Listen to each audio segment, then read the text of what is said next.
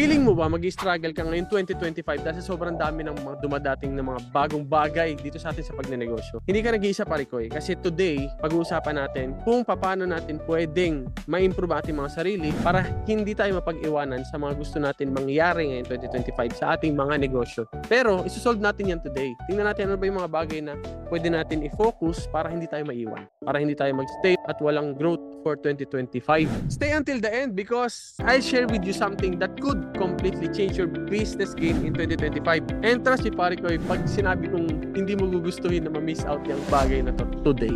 Pero teka lang, hindi lang yan. Ang mga susunod na part, dito magsisimula ang tunay na kwento pare ko. 2025 is full of opportunities. Pero kasama din dito ang mga challenges. Maraming mga MSMEs. Kung isa kang MSME, probably isa ka sa mga nahihirapan mag-adapt sa mga bagong technologies ngayon. Nahihirapan ka makipag-connect. Kasi ang kailangan mo sabayan, ang dami mo dapat gawin sa business mo. Tapos makikipag-connect ka pa, mag-adapt ka pa sa AI. Paano mo gagawin yun? And syempre, tingnan din natin kung paano ba tayo mag-strive dito sa panahon ngayon na sobrang importante talaga ng e-commerce. Sobrang importante ng presence online. Kasi kapag hindi tayo nag-adapt at hindi tayo nag-move forward, merong something talaga nakakain sa atin at tatalo sa atin sa pagnenegosyo. Kahit nga yung mga nasa employment, kapag hindi nag-improve yung mga yan, hindi nila ginalingan, hindi sila nag-update ngayon 2025, may iwan at may iwan talaga sa connections, communications, collaborations, at syempre sa mga digitalizations na yan. Kung hanggang ngayon hindi mo pa rin yan na-explore, napakalaking bagay ang mawawala sa iyo ngayon 2025. Kung ayaw mo niyan, mag-comment ka sa baba, hindi tayo papayag na maiwan. Sobrang complex ng 2025. Napakaraming bago. Pero isipin mo to pare ko. Ano mangyayari kung ma-master mo ang mga AI tools? Mapalakas mo pa yung mga connections mo with fellow business owners, with customers, at maging digital ready yung business mo. Hanggang ngayon ba, manual ka pa din? Imagine mo, una, puro manual. Less ang time na pwede mong magamit for yourself and for other important things. Ayaw natin ng ganun dito. Gusto natin may buhay pa rin tayo outside of business.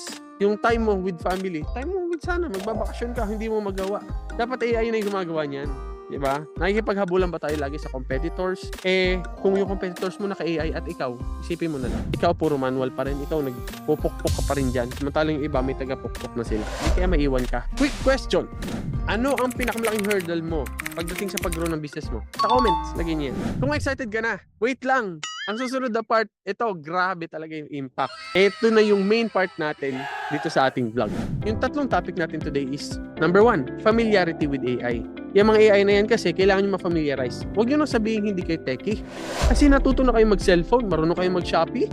Techie na kayo nun. Kaya nyo nasasabing hindi kayo techie kasi hindi nyo gustong aralin lahat ng bagay na tututunan. Ang hirap naman maka-encounter ng negosyanteng ang dahilan hindi ako techie. So kung hindi ka techie, ano gagawin mo? Mag-stay ka bang di techie, walang alam? Hindi naman yan mahirap eh. Ang mahirap lang, i-convince mo yung sarili mo na aaralin mo yung bagay na yun. At naintindihan ko tayo doon mga pare ko. May mga bagay kasi talaga na hirap pasukin, na mahirap intindihin. Alam ko yun, naintindihan ko yun. At aminado ako na may mga parte din sa negosyo na nakaka-bore gawin, nakaka-antok. Pero kung isipin mo, hindi yan dahil sa hindi mo kayang gawin. Imagine mo na lang, kung meron ka ng assistant, hindi natutulog, bilis sumagot, alam ang dapat isagot, laging alam ang gusto ng customers mo, yan kasi yung kayang gawin ng AI ngayon. Sobrang lupit talaga. Pero karamihan iniisip, hindi ba masyadong mahal? Hindi ba masyadong complicated? Yun ang tanong mo, isipin mo na lang, ano yung magiging losses kapag hindi mo ginawa yan? Saan ka dadalahin ng manual strategies mo? Hanggang saan ang kaya niyan? Hindi ba magastos ang manual? Isipin nyo yun mga pare ko. Kasi ang manual may human factor yan syempre. Hindi ko sinasabing kailangan wala tayong tao. Pero hindi ba complicated yung every 2 weeks may magrereklamo, may malilate, may a-absent, may pasaway, may nagbukas ngayon, sarado bukas. Paisipin nyo na lang yun. Sigurado ko alam yan. Naintindihan nyo yan. Kasi yung music video mga pare ko yung ginawa ko sa Kuko Express. Tayo iisa. Completely AI yun. Kung pinagawa ko yun outside, magkano kaya ginastos ko? Ilang tao kaya kailangan kong usapin? Ilang beses ko kaya kailangan makipagdiskusyonan?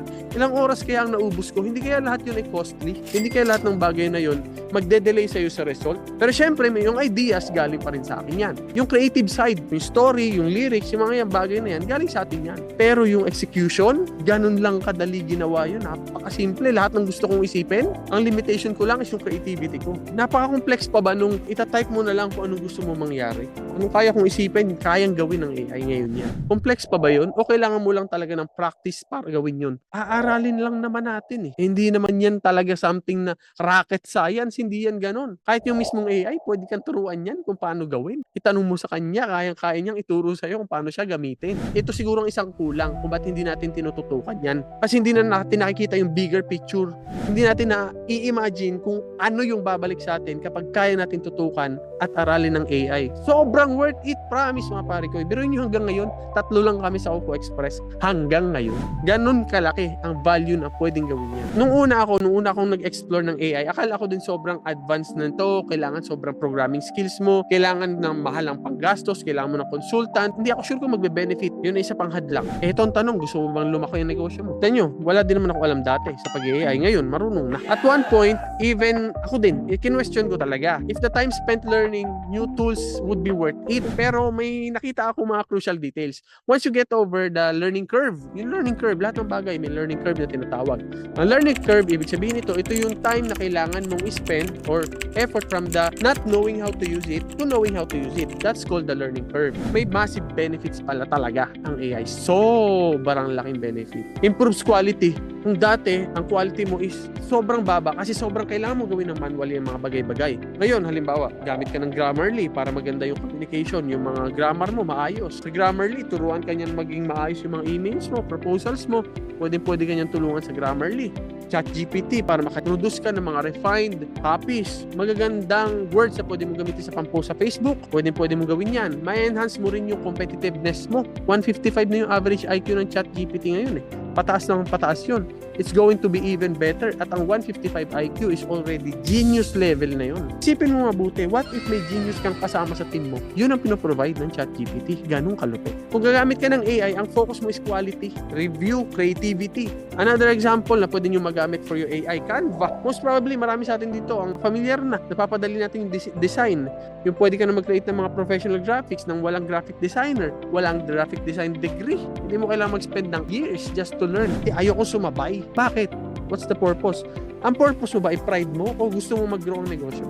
Hindi nyo kailangan mag-jump sa mga pinaka-expensive. Subukan nyo lang muna yung mga free. Test nyo muna. Explore ninyo. Bigyan nyo ng time to learn. Pag naintindihan mo na at pwede mo nang gawin, mapansin mo agad ang difference sa workflow mo. Kung yung dating ginagawa mo ng 4 hours, ngayon gagawin mo na lang ng 2 hours o 30 minutes, hindi ba valuable na maibalik sa'yo yung 3 hours ng buhay mo?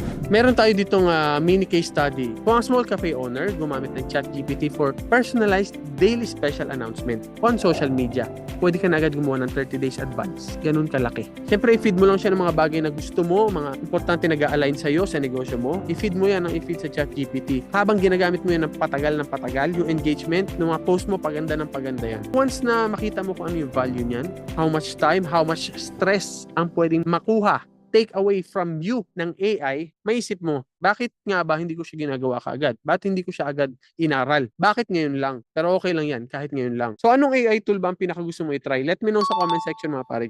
Yan ang mga bagay na maganda pag-usapan about AI. Pero itong susunod na bagay na pag-uusapan natin, it goes beyond AI. Dahil naibalik na sa'yo ng AI ang oras mo, ang creativity mo, nakafocus ka na dyan. Ang next na kailangan na super important na dapat talaga natin ma-explore ngayong 2025 ay ang pagbibuild ng connections with other business owners. Itong part na to ng pagnenegosyo, hindi basta-basta yan kayang gawin ng AI. Pero sobrang importante yan ngayong 2025. Sa lahat ng mga naniniwala sa akin na importante ang collaborations and connection, tao po ang dapat na binibuild natin ngayong 2025. Makilala natin sila, kita natin ano yung opportunities, working with other people. Trust is everything sa negosyo. Lalo pa ngayon na mas digital na ang mundo, paano natin mababalik ang human touch? Ano ba mga concern natin dyan? Minsan daw na-overwhelm tayo kasi sobrang daming platform na kailangan natin puntahan. Kailangan ba ako mag-Facebook? Kailangan ba ako mag-TikTok? Kailangan ba mag-LinkedIn? Kailangan ba ako mag-attend sa mga events?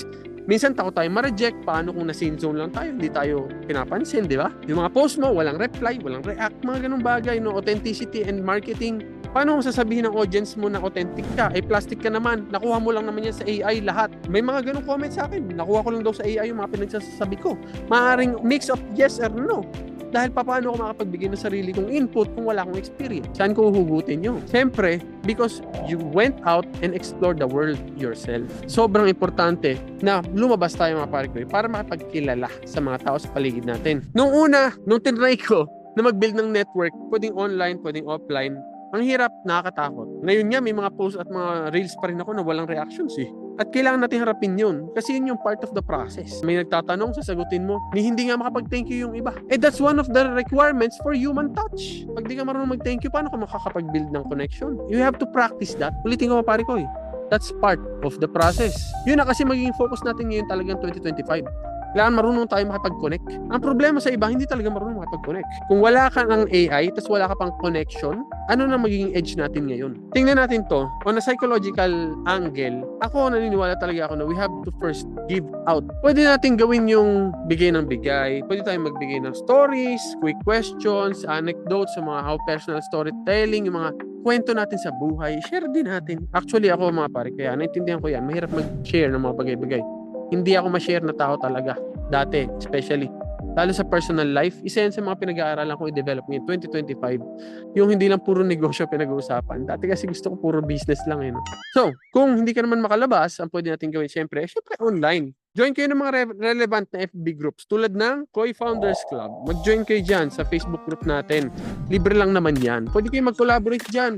Mag-input kayo, magbatiin niyo yung mga tao doon. Hello, Koi Founders. Hello, Pare Koi. Hello, Mari Koi. Ako nga pala si ganito. Share ko lang sa inyo yung experience ko nakaraan. Share ko lang sa inyo yung vlog ko. Share ko lang yung ganito. Huwag naman yung basta post lang, share lang, tas wala na. Yung mismo video, i-share mo lang sa group. Walang human touch. That's part of the basic human connection. Pakilala ka muna bago ka dumakdak.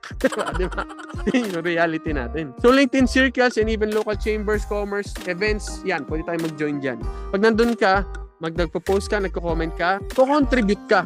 Yung community nag-grow. You don't have to really master all the platforms ng sabay-sabay. Pwedeng makakilala ka na lang ng taong gagawa niyan for you. At siya yung i-collaborate mo, i-partner mo, maging client ka nila. Piliin mo kung nasaan yung customer mo, doon ka mag-focus. Kung Gen Z ba sila, nasaan sila? Maybe nasa TikTok. Kung professionals, baka nasa LinkedIn. Pwede rin sa Facebook, general naman sa Facebook. Huwag maging over-salesy sa mga post, mag-contribute muna. When you respond to comments, huwag puro thanks lang. Mag-add tayo ng meaningful thoughts. Pakita mo na totoong tao ka at hindi ka robot. Ang hirap kaya i-reach out ng robot. Although, pagaling ang robot at kaya nila talagang sumagot na parang tao din in the future, this time, mas importante pa rin na emphasize mo yung pagiging tao natin. Tapos once a day lang, try nyo, mag-comment kayo sa mga groups na gusto nyo ma-involve. Gaano ba katagal gawin yun? Nag-i-scroll ka lang din naman. Ilagay mo na yung time na yun into something more valuable that can build connections and collaborations with other people. Mag-offer ka ng solutions, personal experiences, tulad ng ginagawa ko ngayon. Hindi kailangan ganito na bigay ka talaga ng oras, no? Kahit minuto, segundo lang, pwede na yun. So, saan ka mas active ngayon, pare kayo? Lagay nyo sa comment section. Sa Facebook, sa TikTok, sa Instagram. Lagay nyo naman para makita natin kung saan pwede mong i-maximize yung mga platform mo. Kwento mo sa akin dyan sa wala. For the next thing na dapat natin pag-usapan, isa to sa mga bagay ulit na magbabalik pa sa'yo ng mas marami pang importanteng oras mo sa buhay mo. Hindi kailangan lagi lahat AI. Maraming mga bagay na pwede natin gamitin na hindi agad AI. Like digital transformation at saka e-commerce digitalization ng mga negosyo natin. 80% ng mga Pilipino na nagsha-shop gamit ang mobile phones. 80%. Kung wala kang online, para ka nang naging invisible sa 80% of online buyers. Marami ang mga negosyante nagsimula nito, 2020 pa lang. Online na. Tapos hanggang ngayon tayo, wala pa rin sa online. Gano'n nakatagal, gano'n nakalayo yung narating ng mga nauna na sana ginawa natin noon. So, wag na natin patagalin. 2025 na.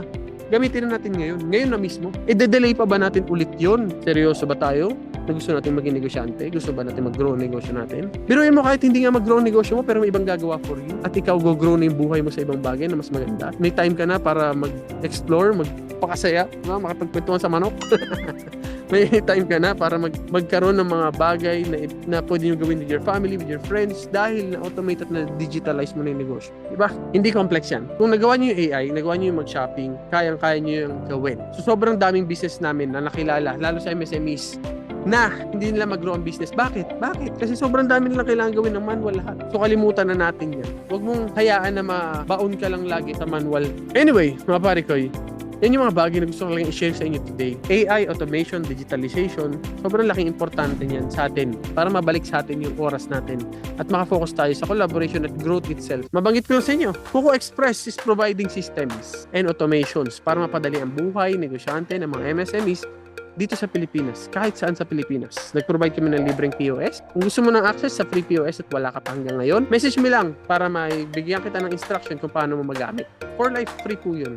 Wala kayong kailangan bayaran dyan. Meron din kami mga web store, app store, delivery systems na pwede mo ding magamit to expand on your business. anywhere in the Philippines po, pwede po yan. Message lang po. So yes, challenging ang pag-aaral ng mga bagong tools. Yung pag-build ng genuine connection, very challenging din yan. Pero those are exactly the challenges that separate the two kinds of entrepreneurs. Those who strive and those who merely survive. Nasaan part ka ba? Most probably kung naka-manual ka, alam mo kung nasaan side ka. So, stay tuned because sa susunod na section, pag-uusapan at papakita ko sa inyo kung paano exactly nagbago ang takbo ng businesses ng mga nakapag-adapt. Baka hindi mo makalain ganito kalaki yung nagiging result nila. Sobrang ganda talaga. If at any point na feel mo uncertain ka, alalahanin mo kung bakit mo ginagawa to. Para sa pamilya mo, para sa pangarap mo, para sa negosyo mo, para magkaroon ng malayang oras. Kaya natin gustong mangyari yung mga bagay na yan. So, umpisa talagang mahirap. AI sounds expensive. Digital marketing, parang hirap intindihin, gawan ng idea. Sobrang time consuming. Sobrang mag-manage sa multiple platforms, napakahirap gawin nun. Within the last 6 months, may isang local bakery dito sa amin na nag-double talaga yung sales nila through online orders. Kasi nga 80% of the customers nasa online, di ba? Tapos, dahil sa online orders, yung mga nasa online, madaling umorder for them, yung time na save na naman. Di ba? Tulad ng Kuko Express, ang target ng Kuko Express is local area lang. Yung mga nasa paligid na abot, doon mismo, 1 kilometer, 20 kilometers, yun, abot ng Kuko Express. Yun yung target ng Kuko Express na ma-expand. So, ibig sabihin, hindi lahat pag sinabing online, gusto mo agad buong Pilipinas ma-access mo o buong Pilipinas ang masaserve mo. Hindi kailangan ganun. So, may mga platform tulad ng Kuko Express na pang-local talaga. Yun ang focus ng Kuko Express. Local community. Try nyo lang. Explore. Open up Kuko Express. Download nyo na yan. O di kaya pwede kayong magpunta sa dashboard.kukoexpress.com to register your stores. Libre lang po ang POS na. Kapag ka-embrace natin ng AI sa ating mga negosyo, makikita mo talagang worth it lahat ng efforts, lahat ng pag-aaral, yung growth na kukuha natin yung time ngayon na mag-build ng connection sa mga taong importante sa atin. Key takeaways! Let's break down the 5 biggest lessons na you need to remember. Number 1, mag-invest tayo ng time para pag-aralan ang AI tools. Kapag simple lang muna, makakatipid ka sa oras. Gamitin natin yung mga freebies, mga free trials. Mag-explore tayo sa pag-aaral ng AI kaysa skip mo yan. Dahil nasa iyo na yung oras mo, nakuha mo na, marami ka ng AI na gamit, darating ang time na pwede ka na ngayon makipag-connect sa mga tao sa paligid mo. Makapag-build ka ng real human connection, genuine, consistent na pag-reach out sa mga tao. Sobrang importante yan ngayong 2025. Ang importante dito, you keep on moving forward. You keep on improving. 2025 is rapidly changing, mga pare ko. Kaya be open sa new trends and technology. Huwag nyo nang i-reject yan dahil may iwan ka talaga. So, at this point, mga pare ko, siguro na-realize at na-appreciate ninyo na kung gaano ka importante. So, if gusto mong maging isa sa mga success stories na narinig mo kanina, meron tayong group na Facebook group, libre lang. Join ka doon. No? Pwede kang makipagkwentuhan doon, mag-share ng mga meron sa'yo, mag-share about your business. Hindi yan bawal sa Koy Founders Facebook group. Ngayon, bago tayo magtapos, may isang last story ako na makaka-inspire talaga sa inyo. Nung sinimulan ko talaga ang negosyo ko, Kuko Express, ang nasa mindset ko is I want to build a business na magbibigay sa akin ng oras pabalik para hindi ko masacrifice ang happiness ko with my life and with my family. Napansin nyo yun siguro, nag-grow ang Kuko Express, pero may time pa rin ako sa family, may time pa rin outside, may time pa rin with friends, may time sa ibang bagay. Kasi umpisa pa lang, alam ko na automation systems, digitalization talaga ang paraan para magawa ko yun. Dahil ginawa ko yun, nag-focus ako ng ganung bagay sa loob ng umpisa pa lang, na-enjoy ko siya ngayon. Pero kayo, kahit nag-focus kayo ngayon, mas mabilis nyo makukuha agad. Kasi may AI. Sa mga susunod na videos, maglalatag pa tayo ng mga tools na mas specific na pwede nyo magamit. Hindi naging madali para sa maraming entrepreneurs. Marami akong nakitang nalugi talaga. Nag-fail. Maraming sumuko. Nagdalawang isip. Din lang magawa lahat. Pagod na pagod lagi. Hindi naman kumikita ng maayos. So, ang kulang kasi dun nga is yung pagtanggap sa mga changes, especially sa technology. Technology is created para matulungan tayo na mas mag-grow dating mga negosyo. Kung kaya ko, kaya mo rin yan. Basta i-reject lang natin yung mindset na nire-reject natin ang technology. I-reject natin yung mindset na hindi ako techie. Kung nakakatulong ang AI, digital platforms at solid na connections for 2025, walang dahilan para hindi ito gumana sa'yo. Ang importante, magsimula ka because your business, your dream, this 2025, kaya natin yan ma-reach. Kailangan mo lang magtiwala sa process at syempre sa sarili mo. Sa susunod ng mga vlogs, meron ako mga business challenges na i-share sa inyo. Actual application na mga pinagsasasabi ko sa inyo. Paano ba mag-build ng negosyo na hindi na-sacrifice ang oras sa pamilya, ang health, ang communication, ang connection sa mga tao sa paligid natin. Yan po ang magiging challenges natin ngayong 2025. Share ko sa inyo dito sa Entrep Diaries Vlog sa ating YouTube channel. Maraming salamat sa pagsama mo sa aking journey. Sana po mag-grow ang ating mga negosyo. Ako nga pala si Chikoy Gonzales. Sama-sama tayo mag-grow ating mga personal life, ating mga negosyo, mga parikoy at marikoy. See you again sa susunod na video. Bye guys!